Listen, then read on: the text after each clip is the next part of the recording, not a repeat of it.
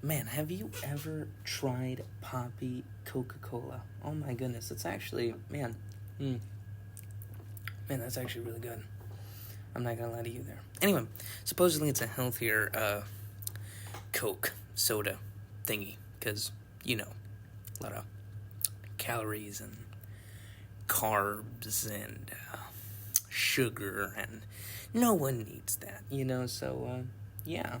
I like Poppy. No, Poppy is not the sponsor of this episode. Just want everybody to make that clear. They did not sponsor this. I tried it and I really enjoy it. It's pretty good. Anyway, where am I? Oh yeah, wait, welcome ladies and gentlemen. I am your host Ethan, and this is Roster United, a board game podcast. Here today we are talking about GenCon preview, some of the biggest board games coming to GenCon in Indianapolis, Indiana. No, we're not going to be talking about Poppy Soda. We're going to be talking about board games, because this is the podcast to do so. But, P.S., Poppy is actually really, really good. I do recommend it. Anyway, let us begin here today with our journey. It's just going to be me today. Sadly, just me today. But don't worry, on the next Gen Con preview, we will have me and my co-host / father, Rick, here on the show in a couple of more days here. To do the Gen Con preview. We're still going to do the Game Found, because there is a lot to do with the Game Found thing on DC Superheroes United. If you don't know what we're talking about, please, I recommend you go back a couple of episodes there where we talk about what's been happening there at the campaign at Game Found. Anyway, without further ado, let us begin with the Board Game Geek 2024 Gen Con preview list. One of the biggest games out there that everybody is really excited about, including myself, not only because of its IP, but also of its interesting gameplay. I am talking about The Mandolorian Adventures, made by... Who was it made by again? I had the list here. There we go. Unexpected Games, that's right. This is a 1 to 4 player game, 30 to 60 minutes. It is about $50 American dollars, and it'll release right at Gen Con. I am super excited about this game. I've heard great things about it. Actually, on YouTube, you can search a Watch It Played video about it. Rodney Smith, one of my favorite YouTubers that teach me about board games and rules and whatever. He is fantastic at it. I do recommend you guys watching that video if you want some more detail on how to play and if it seems very interesting. Today I'm not going to be going too deep on any of the rulebooks, including the Mandalorian Adventure. It's more just how it looks, some of the overview I will read straight out of the company, and so on and so forth. So with that, let's get into it. The Mandalorian Adventures is obviously by, the Star Wars IP, with one of the most popular TV shows to date, The Mandalorian. In The Mandalorian Adventures here, just a little overview, it says that in this game, it allows players to experience a new part of the Star Wars universe on their tabletops. And you also don't need that big amount of space for this kind of game as well, just so everyone's aware. You'll navigate through unique maps and missions. Players must cooperate to accomplish their goals and avoid defeat. Play as one of 8 unique characters, including the Mandalorian and IG-11 and so much more. That each character has their own deck of cards and strategies that will help you fight enemies and solve dilemmas to complete mission objectives. All of the action takes place in the illustrated map book as players recreate iconic moments from Season 1 of the hit Disney Plus series, The Mandalorian. Now, what is illustrated map book thing? Well, if you are familiar with Sleeping Gods or with Forgotten Waters or those kind of campaign kind of games, it's usually a book, and every page you flip, you'll have a map there. You'll have a little story on the top left or right corner with a little setup of how the map is, set up, and you'll go through it one by one, page by page, in completing the entire game. This game obviously being a campaign, very interesting. Now, why is this interesting? Because it's just a book, and you're opening it, and you're doing different missions. I've played a couple of these kind of games. What makes this game unique, and what makes a lot of legacy and campaign games unique, is this. With a initiative oh my god, I messed that one up. Anyway, basically, with the system of this game and how it's played, it's really easy to teach. And what I like about it too is this point right here. Ready? Not only is it easy to teach, but the game grows with new rules, components, and mission types added over time. Some even featuring a hidden traitor mechanism. So meaning that after every mission you play, and depending, I assume, if you defeat it or not, different things will happen throughout your gameplay. So maybe the first mission is very straightforward, but then the second mission comes out, and it might play with some new mechanic, or some new villain, some new rule, or something that makes the game fresh, fun, and not so relaxing, because obviously this is Star Wars. Nothing is relaxing. It's very stressful here. Politics and then lightsaber battles, you got it all. Even a bounty hunter has a very interesting life. If you've ever seen The Mandolorian, you'll know what I'm talking about. And if you are, very interested in becoming the Mandalorian yourself, you'll be able to have an amazingly fun journey here if you buy the game, The Mandalorian's Adventure. I am very excited about the game. Looking at a couple of images here on Board Game Geek. Again, not that much space. The book doesn't seem too big. Every character has their own set of decks, of cards. It seems like there's just a couple of tokens. Looks like there's a character sheet card out there that explains the health and things like that. And there is, I do want to mention here really quickly, there is text, quite a bit of text in the cards. So, in case you want to buy this game for younger ones, they have to at least know some of the basic words to read some of these cards. There are quite a bit, I'm not going to lie to you there. But very straightforward, so you do need at least to know how to read some of the words there, because, sometimes, that's, yeah. Anyway, moving on. Star Wars Adventures looks really amazing. The artwork looks fantastic. Some of the cards show art and actual scenes from the TV show from the first season. So I'm really excited to try out this game as well as some of its characters. If every character is different, that means something. But I don't care, because I'm going to be playing as the Mandalorian, Din Djarin. I mean, that's who else are you going to play? Really, right? I mean, it's a game called The Mandalorian Adventures, and you're going to be playing as the Mandalorian. That makes perfect sense. And I know I, for one, am not going to give up that spot. Hopefully. Anyway, this game looks very entertaining, very fun. There is quite a bit of different languages that actually will come out for the game, but the English edition will come out at GenCon there at the booth. Very excited about it. Again, if you want to know a little bit more, I'm not covering all of it, sadly, but there are a lot of amazing video tutorials. Again, the Watch It Played The Mandalorian Adventures video on YouTube. You can check it out right now. The rulebook is actually out. I'll definitely take a look at that a little bit later.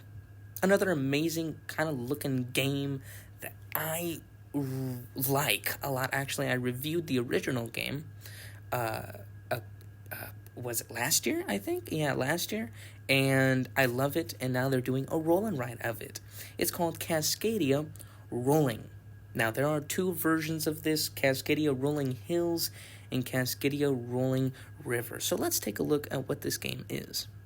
Cascadia Rolling Hills and Rolling Rivers is a flip and roll and write made by, crikey, I had it open, there we go, Flat Out Games, It is a 1 to 4 player game, 15 to 30 minutes, so it doesn't take that long. It is also just $25. I am not such a huge roll and write fan in the past, but now I've come to accept that rolling rights are actually very simple, straightforward, and great for new players. Or if you just don't want to, spend 7 to 8 hours playing Twilight Imperium, you can play an easy filler game, 15 to 30 minutes. Cascadia Rolling, we'll start with Rolling Hills here, has a beautiful artwork, I must say, on the cards and of the cover box. Very beautiful, indeed. I do enjoy that. Obviously, having a good game with good art is a great sign. Cascadia Rolling Rivers Hill is basically... it says this. It says it's a series of puzzly flip and roll and write games featuring the habitats and wildlife of the Pacific Northwest. Simultaneously roll dice, collect wildlife, and complete habitat cards or goal cards or achievements, whatever it may be, to fill in different environments and Cascadia. Use special actions to manipulate your dice in case you roll absolutely terribly. You can also use what's called dynamic completion cards to unlock powerful combos. Again, I haven't seen any gameplay about the game, but I can imagine that you're going to have some fun doing some cool chain reaction stuff. So you write something down, maybe you get a good roll and lets you do something else, and then it does something else and something else, and I don't know what it does exactly, but I'm sure it's going to, help you out. So, that's pretty interesting. Also, again, from the 1 to 8 players, it says it also right here, there are 2 versions of Cascadia Rolling. Again, there is the Rivers and the Hills.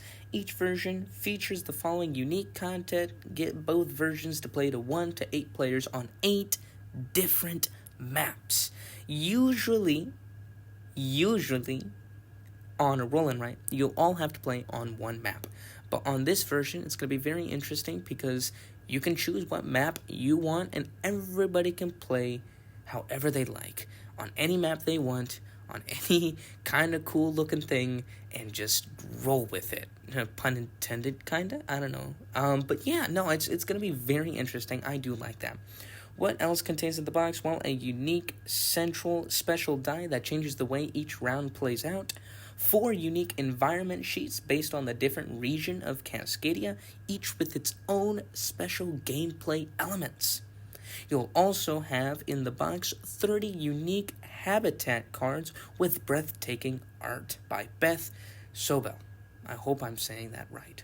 But again, beautiful art. It really is. It's gorgeous. You also have 8 unique advanced completion cards for unique ways to combo discounts and bonuses each round. A unique mini expansion that includes completely new gameplay elements like the end game scoring bonuses and competitive objectives to ramp up the competition. Roll your dice, collect wildlife and nature tokens, complete habitat cards, and fill in the puzzle on your personal environment sheet to create the most harmonious well, we're just gonna skip over that word. Actually, you know what? One sec. Alright, it's harmonious. Excuse me. Yeah, I definitely didn't have to search that one up. Anyway, you create the most harmonious, there you go, word of the day, ecosystem in Cascadia. Although the core rules are simple, each unique environment sheet has its own twist, so no 2 games of Cascadia Rolling will play out the same. Obviously, you will also duplicate these numbers if you do get the second box as well. So the 2 main things between these 2 versions are the maps that you'll get, the different kind of maps. So that's going to be very interesting if you want more replayability. Obviously, just using the one map is going to do well for you, but if you do want to try other ones, maybe you don't have a favorite one on the rivers, maybe getting the hills will, get you the map that you think is very fun and entertaining, or vice versa. Anyway, Cascadia, Rolling Rivers, Rolling Hills, coming out very soon. Very easy. Again, that's what I like a lot about these roll and writes. It's really simple. And you can play simultaneously. I assume, like it says here, just roll the dice, and then any player can just go off and do their thing. Obviously, making sure they follow the, normal procedure and rules. But you can play all at the same time. Usually, on a bigger group, especially for that 1 to 8 player thing, that seems very fun. On bigger normal games, 8 players on a board game is it's going to take you a long time to play through, and it's you're going to have a time where you're going to do your turn for 5 minutes, and then you have to wait till 7 other people come around, and then it's your turn, and that's 35 minutes there or whatever. So don't check my math on that. I'm hypothetically speaking, but roll and writes are very fun. You can play it all at the same time. Really easy, 15-30 minutes game. It's going to be very fun. I'm definitely going to try this game out at GenCon. I'm sure they're going to have some of the gameplay there set up on some of the tables. I know that if my father was here, this isn't the biggest game out there, but he would definitely think this would be something worth to try.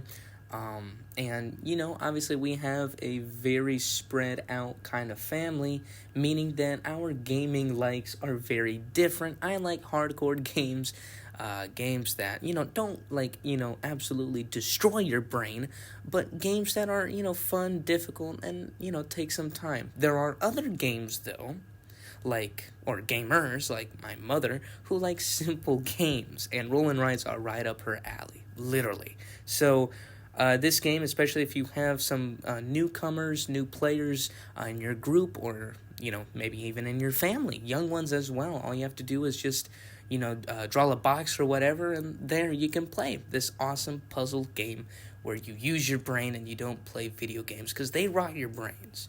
Board games don't. There you go. Put that on a t-shirt. Anyway, I'm very excited about this game. I'm very excited about the Mandolorian adventures as well. Well, ladies and gentlemen, I don't want to spoil everything just yet. I do want to go through a lot of these games with my father, and I know you guys want to hear not just my opinion, but also his.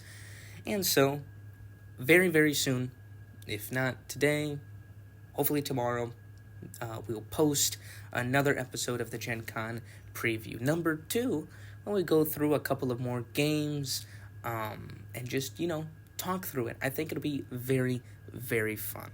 We'll also do another episode here pretty soon, hopefully tonight, where we'll talk about the Game Found DC Superheroes United campaign by Simon. Again, if you don't know what I'm talking about, go back a couple of episodes. It'll get you catched up right back to the action. There you go. That's what I meant to say. Anyway, ladies and gentlemen, I hope you have a fantastic day. I am your host, Ethan, and this is Roster United, a board game podcast.